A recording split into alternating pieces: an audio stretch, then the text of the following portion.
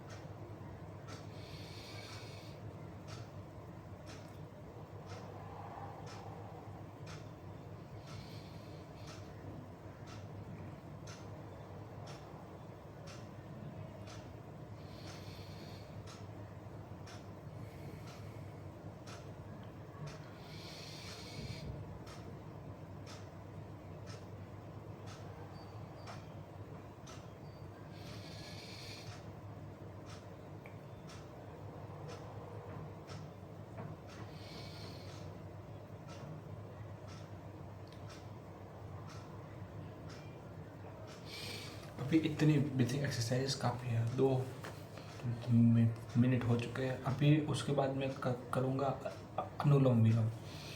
अनुलोम विलोम की एक बेसिक सी टेक्निक होती है। आप नॉर्मल सी आप एक नाक से आप एक साइड से इनहेल करते हैं और होल्ड करके दूसरी साइड पे आप एक दूसरी साइड से आप नोज की एक्सेल करते हैं।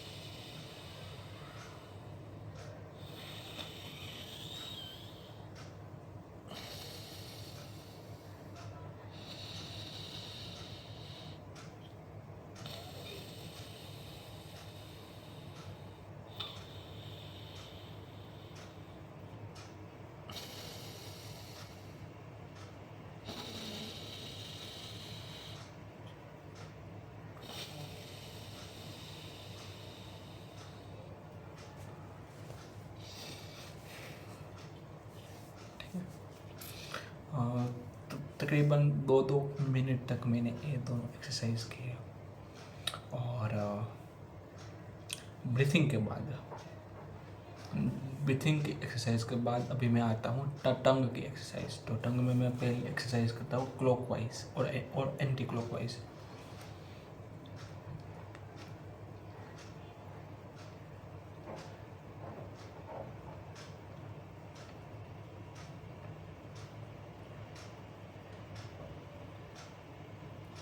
रिलैक्स। अब अभी ऐसे ही आपको एंटी क्लॉकवाइज करनी है।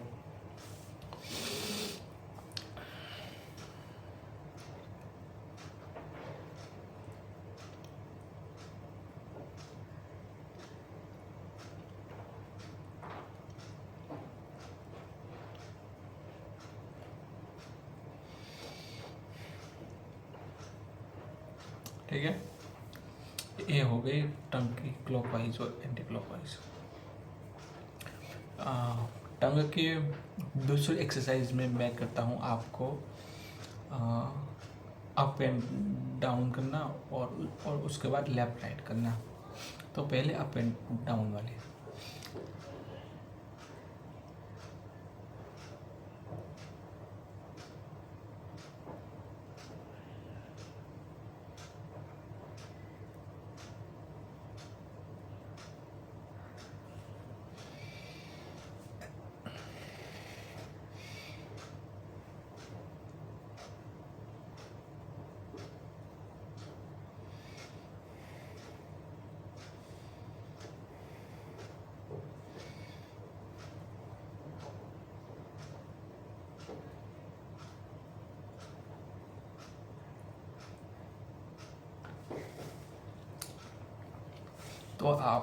तो फिर आपको इस तरीके से अप एंड डाउन करनी है। फिर आती है लेफ्ट राइट वाली, वो भी आप नॉर्मल तरीके से कर सकते हो। मैं एक दूसरी एक्सरसाइज करता हूँ, वो है बाहर निकल के होल्ड करना, और जो टंग का आगे का पार्ट है उसको इसे राउंड शेप में करने की ट्राई करता हूँ इसे।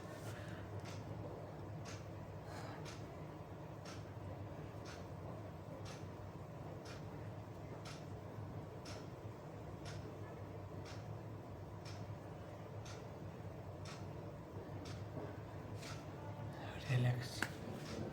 तो आप इसे दो के सेट में, अच्छा सॉरी, आप तीन के सेट में कर सकते हो आप। मतलब 15 सेकंड का होल्ड लीजिए, फिर आप कंटिन्यू करिए।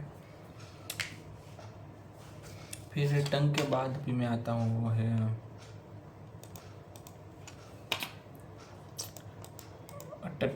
टंग के बाद मैं करता हूँ लिप्स की एक्सरसाइज। तो लिप्स की एक्सरसाइज में मैं पहले आपको बताया हुआ है कि आपको पहले करते रहना है।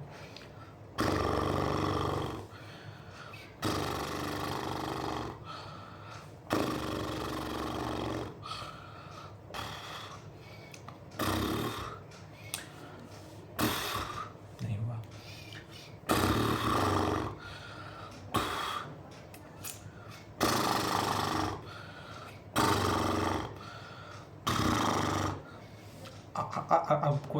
आपको इस तरीके से करते ही रहना है।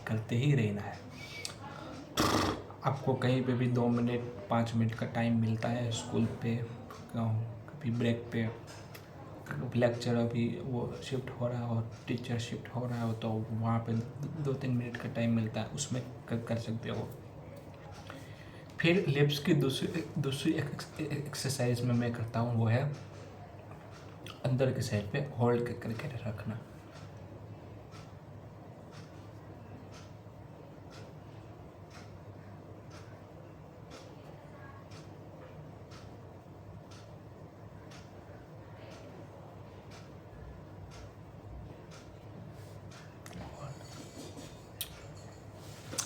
फिर लिप्स की तीसरी एक्सरसाइज भी है, वो आपको करनी है। आपको ओ शेप के अंदर लिप्स को करनी है। वो है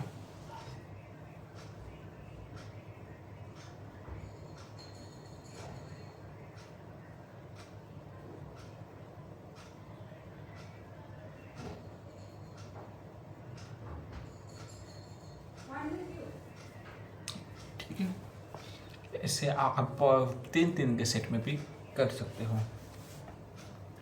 फिर उसके बाद में आता हूँ वो है जो की एक्सरसाइज।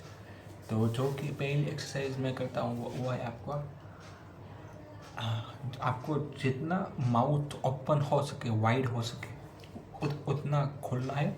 फिर 15 सेकंड का होल्ड रखना है। फिर आपको एकदम स्लो तरीके से माउथ को बंद करना है।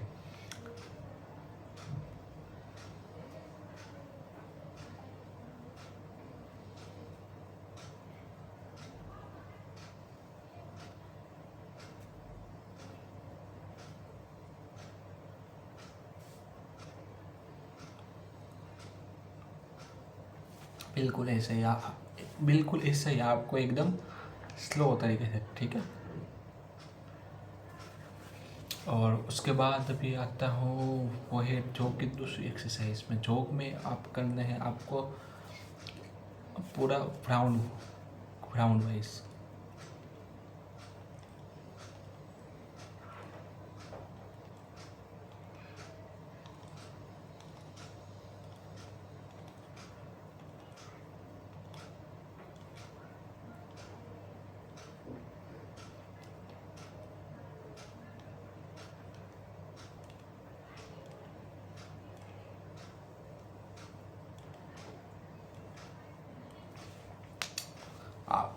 आपको क्लॉकवाइज और एंटी क्लॉकवाइज, ठीक है, आप दोनों तरीके से करना है।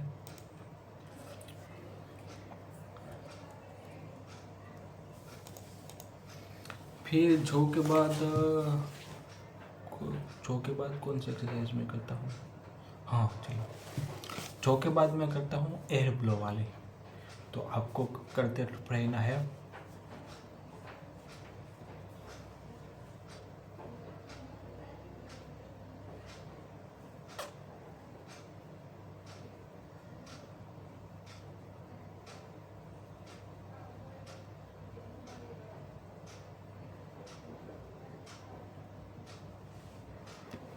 और फिर एक दूसरी है, वो है आपको माउथ के अंदर पूरी तरीके से हवा भर के रखनी है। 15 सेकंड तक होल्ड कीजिए, उसके बाद रिलैक्स हो जाइए।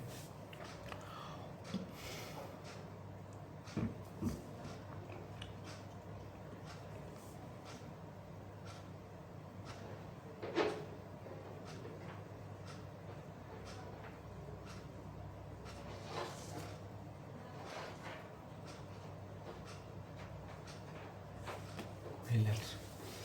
अभी उसके बाद में आता हूँ वो है टंग ट्विस्टर के ऊपर। तो टंग ट्विस्टर में मैं आपको हमेशा एक बात कहता हूँ कि आपको पहले करना है अपने मदर टंग के कुछ टंग ट्विस्टर करने हैं। उसके बाद आपको शिफ्ट होना है वो है अपनी नेशनल लैंग्वेज पे, मतलब आप हिंदी में और अंग्रेजी में आप अपने तरीके से फिर कर सकते हो। तो पहले मदर टंग में तो मुझे जिस वर्ड पे स्टैमरिंग होती है, मुझे श श फिर श वाले अभी फ़िलहाल टंग ट्विस्टर है, तो मैं फ़िलहाल वो पढ़ने की ट्राई करता हूँ। સીતાએ શાંતિથી સરસ ભોજન કર્યું, શિવે સંસારમાં ષટક્રમ શરૂ કર્યું, સરસ શિષ્ય સડગને યોગ શીખ્યો, શાંત સૂરજ ષડરૂપમાં શોભે, સજ્જન સંસ્કારે શંકરનું ષડદર્શન કર્યું, શરદ સવારમાં ષણમુખ શોભ્યો, સૂરજ સવારમાં શિખર પર ષટકોણ ચમક્યો, શીતલ સવારમાં સર્વેશ યાદ આવ્યો, સસરાએ શિષ્યને ષટકોણ શીખવ્યું, शोभन सीताए 16 श्लोक सांभळ्या। उसके बाद मेरे पास कुछ अंग्रेजी में, हिंदी में भी कुछ हो गया टंग ट्विस्टर, शायद पढ़ लेता हूँ मैं।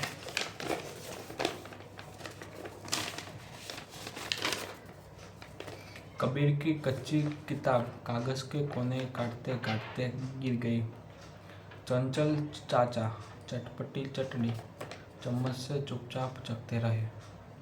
तनुज धीरे धीरे ताजा तरबूज तोलकर दुकान तक ले गया।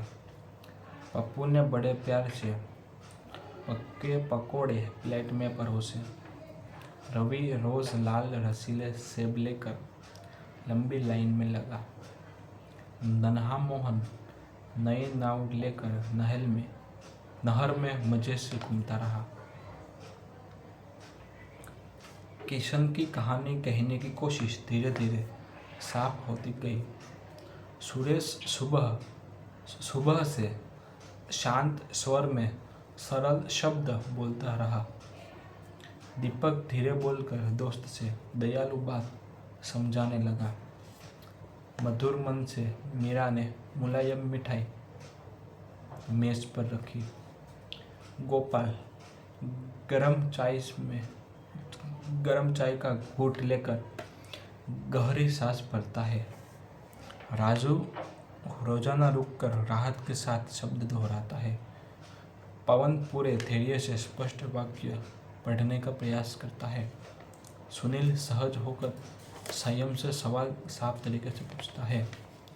धीमी गति से बोली गई बात आत्मविश्वास बढ़ाती जाती है। अभी उसके बाद में आता हूँ टंग ट्विस्टर। चलो मैं हिंदी में भी कर लिया। अब अभी मैं आता हूँ काउंटिंग के ऊपर। तो मैं अभी फिलहाल एकदम स्लो काउंटिंग करूँगा 200 से फेमस काउंटिंग और हर ब्रीथिंग के साथ। 200, 199, 198, 197, 196, 195, 194, 193, 192, 191, 190, 189, 188, 187, 186, 185, 184, 183, 182, 181, 180, 179, 178, 177, 176, 175, 174, 173, 172, 171, 170, 169, 168, 167, 165, no, 166, 165, 164, 164, 163, 162, 161, 159, 158, 157, 155, 156, 155, 154, 153,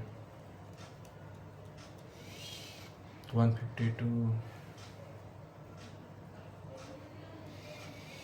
151, 150। तो मैंने 50 तक का काउंटिंग कर ली है। अभी मैं आता हूँ कुछ दूसरे टॉपिक पे। दूसरे टॉपिक में मैं अभी कुछ स्टोरी टेलिंग करता हूँ कि कुछ रीडिंग करता हूँ। तो रीडिंग करने की वजह पे जगह पे एक सेकंड ना, मेरे पाँव में ऐसे वो क्या कहते हैं वो चढ़ गई है।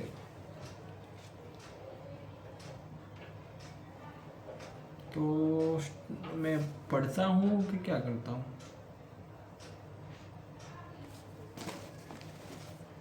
मैं स्लोली कुछ कहने की ट्राई करता हूँ, ठीक है। स्टोरी टेलिंग टाइप ही समझ लीजिए आप। तो अभी एक काम करता हूँ, अभी फ़िलहाल कल की मैच को डिस्कशन कर लेते हैं। कल स्कोर कार्ड क्या था, कल कौन सा मुकाबला था।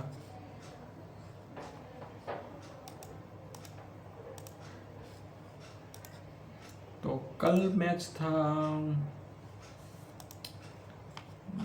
कौन सा, मतलब दिल्ली और बेंगलोर।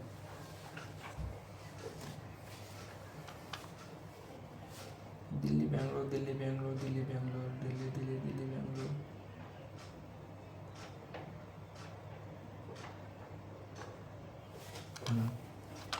मिल गया। तो कल का मैच था चिन्ना स्वामी स्टेडियम में, बेंगलोर के अंदर। बेंगलोर का होम ग्राउंड था, परंतु टॉस किसने जीता था? हालांकि टॉस जीता था दिल्ली ने, और दिल्ली ने पहले टॉस जीतकर पहले बॉल करने का फैसला, फील्डिंग करने का फैसला लिया था। और बेंगलोर की तरफ से ओपनिंग करने के लिए फिल सॉल्ट और विराट कोहली उतरे।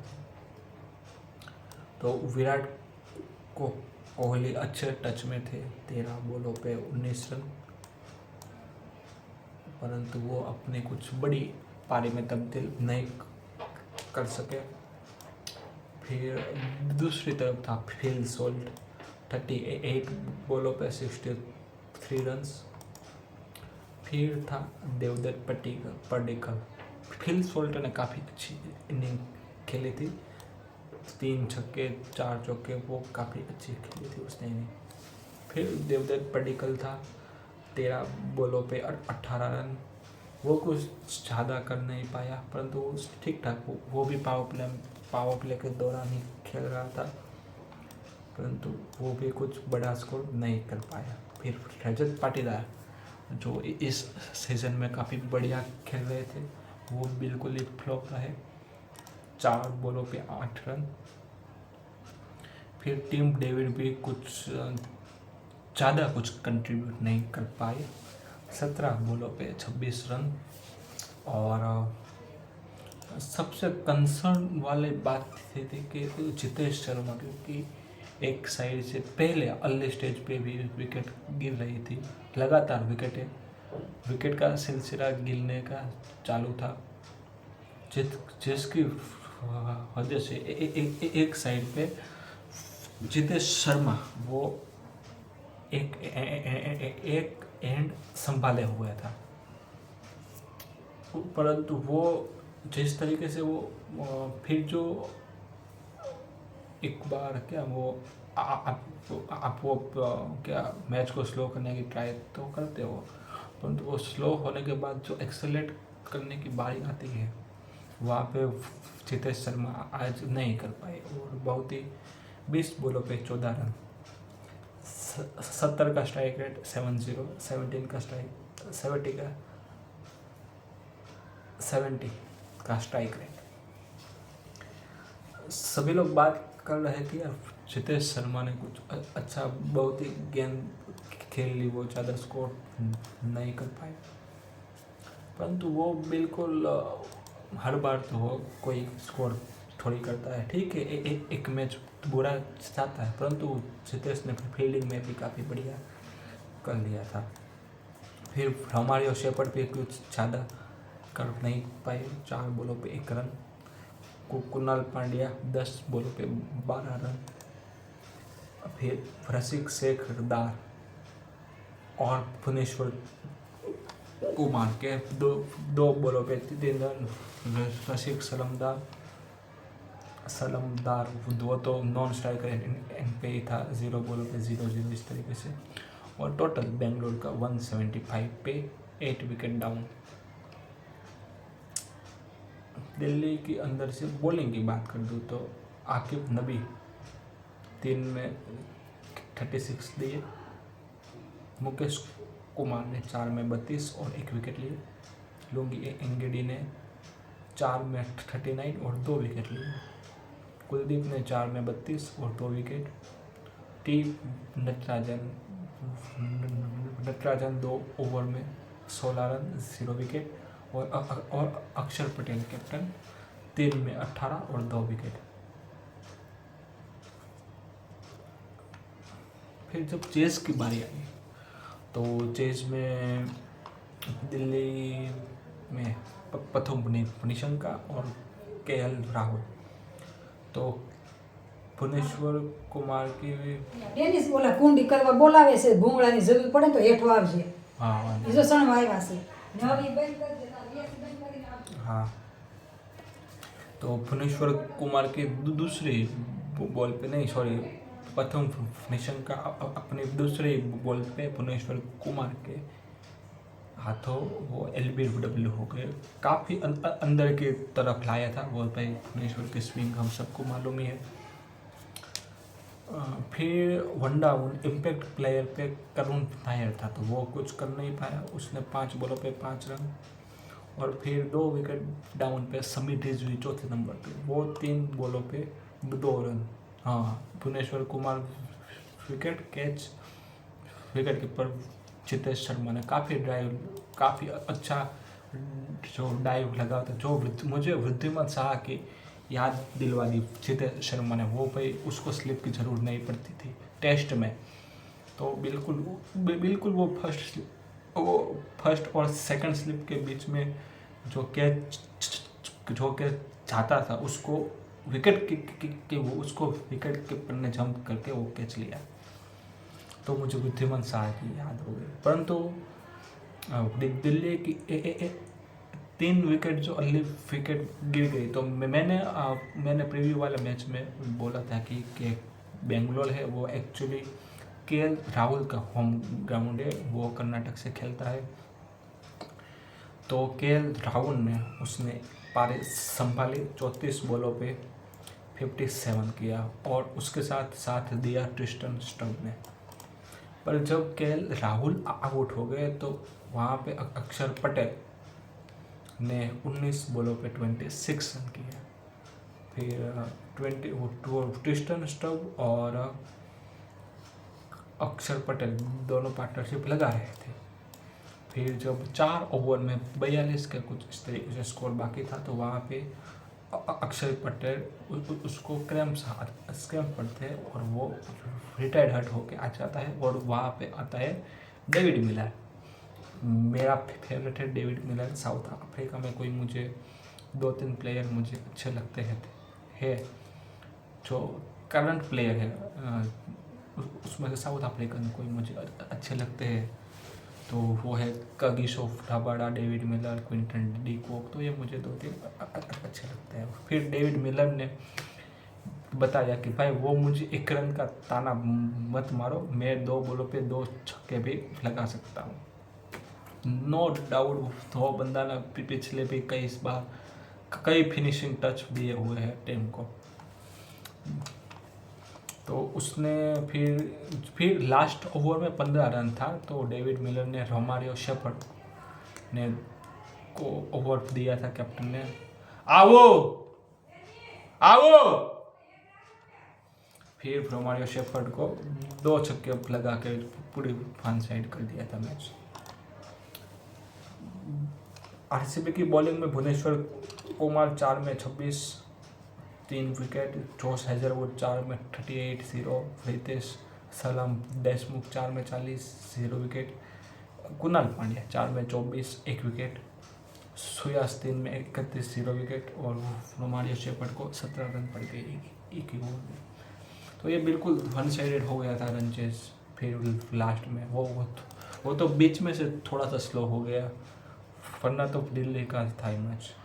तो अभी गाइस 30 मिनट का वीडियो हो चुका है। मिलते हैं गाइस नेक्स्ट वीडियो में।